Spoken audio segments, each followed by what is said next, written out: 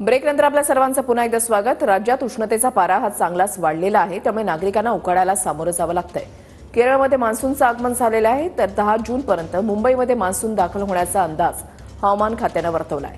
आज सकाळपासून दादर, चर्चगेट, बांद्रा परिसरात ढगाळ वातावरण निर्माण झालंय। दादर चैत्यभूमी परिसरातून हवामानाचा आढावा घेतलेला आहे आमचे प्रतिनिधी विजय गायकवाड यांनी।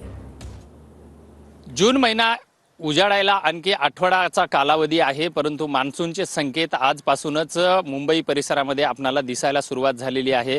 आज सकाळपासूनच पूर्णपणे ढगाळ वातावरण आहे। मी आता मुंबई दादरच्या चैत्यभूमी परिसरामध्ये समुद्र किनाऱ्यावरती आहे।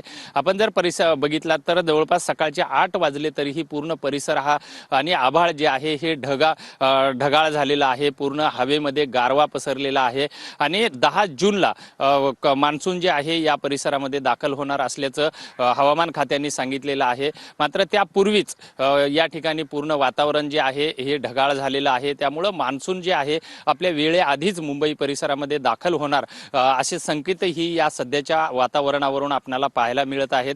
त्यामुळे मागच्या महिनाभरापासून जे उष्णतेने त्रस्त झालेल्या नागरिकांना या ढगाळ वातावरणामुळे कुठेतरी समाधान मिळत असताना आपल्याला पाहायला मिळत आहे।